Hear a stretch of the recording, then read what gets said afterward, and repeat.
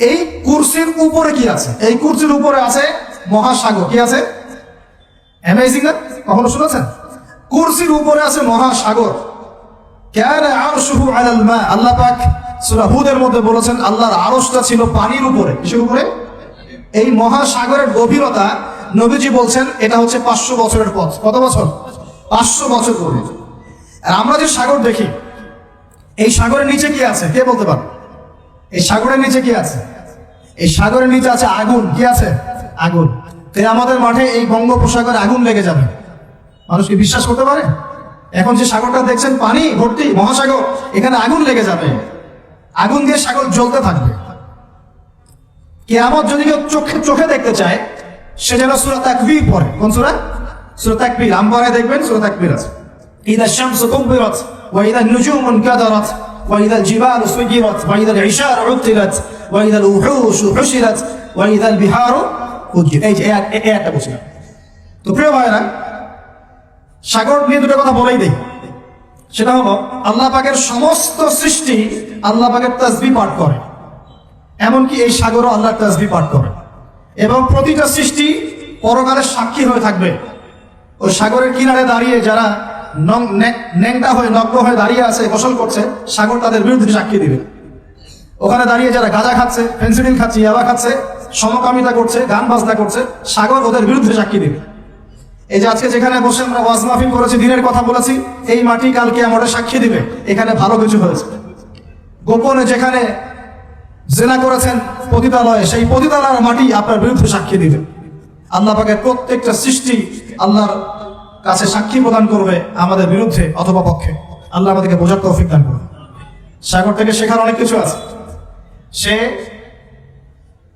নীরবে আল্লাহ পাকের হুকুম পালন করে যায়।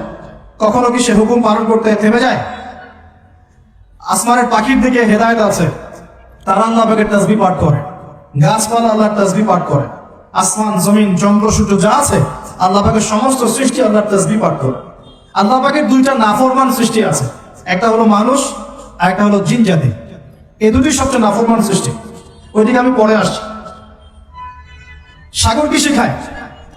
বিনয়ী হতে শেখায়। কারণ সে অনেক শক্তিশালী, সে অনেক শক্তিশালী এবং প্রচুর সম্পদে ভরা। এই সাগর এই পুরো এলাকার বা পুরো দেশের কোটি কোটি মানুষের রিজিকের উৎস। এই সাগর, তার ভিতরে আল্লাহর রিজিক আছে, সম্পদ আছে। অনেক সম্পদে পরিপূর্ণ থাকার পরেও সাগর খুব শান্ত, তার মধ্যে খুব উদ্ধত অহংকারী আচরণ দেখা যায়। ঠিক আল্লাহর জ্ঞানী মানুষরা সমুদ্রের মতো হয়, তাদের ভিতরে অনেক জ্ঞান থাকে, কিন্তু তারপরেও তারা শান্ত থাকে, বিনয়ী থাকে। আর যাদের ভিতরে সম্পদ কম তাদের লাফালাফি বেশি। কথা বুঝতে পারছেন? সাগর এত শক্তিশালী হওয়া সত্ত্বেও আপনি তার সামনে গিয়ে দাঁড়ালে সে আপনার পা ধুয়ে দেয়। আল্লাহ বিনয়ী মানুষরা এমনই হয়, অনেক শক্তিশালী হওয়া সত্ত্বেও, সম্পদশালী হওয়া সত্ত্বেও তারা আপনার পা ধুয়ে দিবে।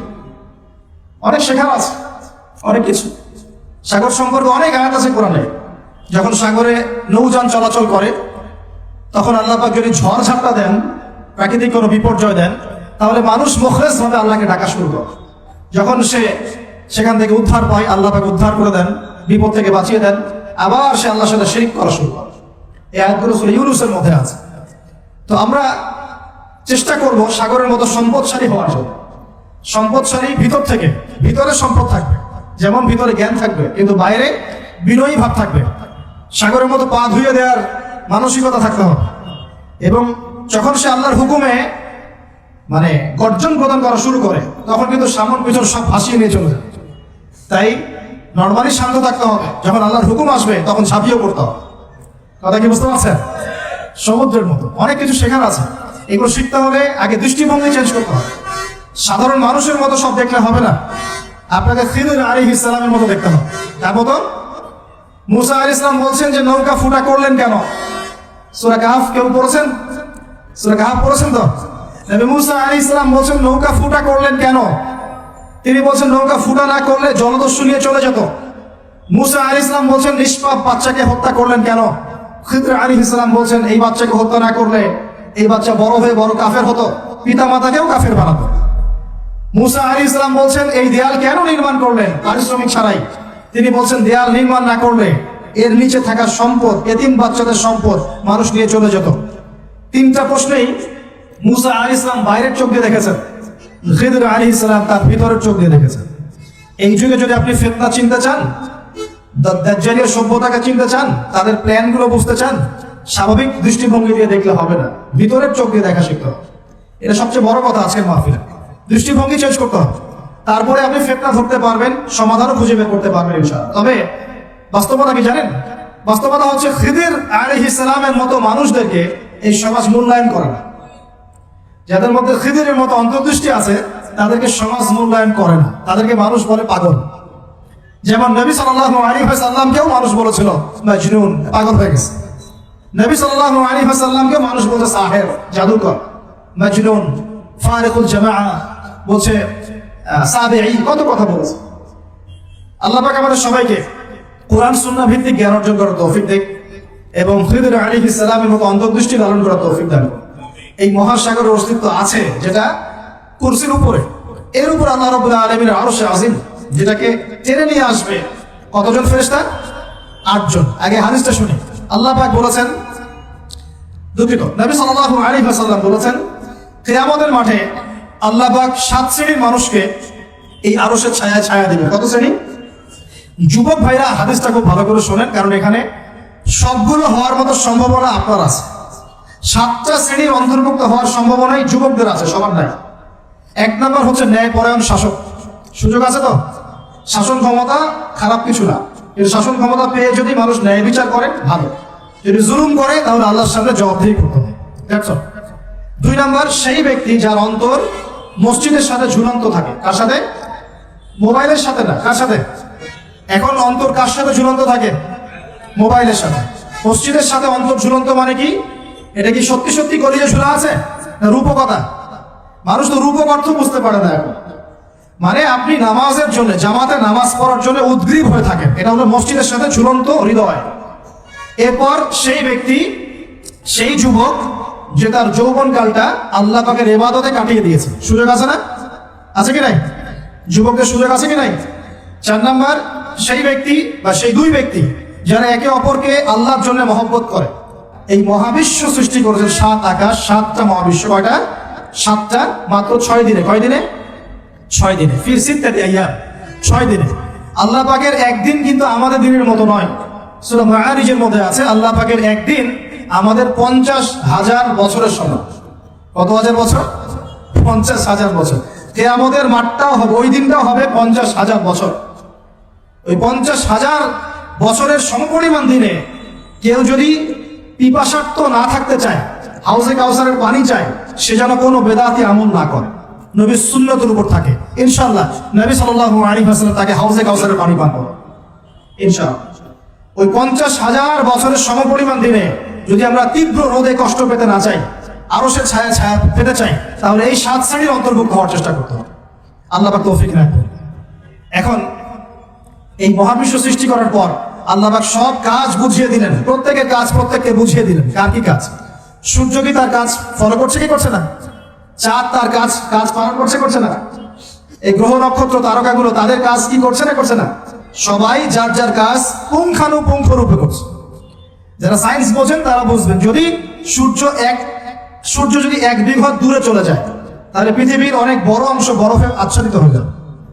যদি সূর্য 1 বিঘত কাছে চলে আসে, পৃথিবীর তাপমাত্রা বাড়বে, খরা হবে, পৃথিবী উর্বর থাকবে না, পৃথিবী মরুভূমি হয়ে যেতে পারে। তো মহাবিশ্বের প্রতিটা সৃষ্টি আল্লাহ পাকের আদেশ পালন করে চলে। শুধু 2টা সৃষ্টি করে না। কেন করে না? সামনে আসছে। এবার আল্লাহ পাক অন্যান্য মাখলুক সৃষ্টি করেছেন এবং পৃথিবীর জন্য আল্লাহ পাক জিন জাতি সৃষ্টি করেছেন। কোন জাতি? জিন জাতি।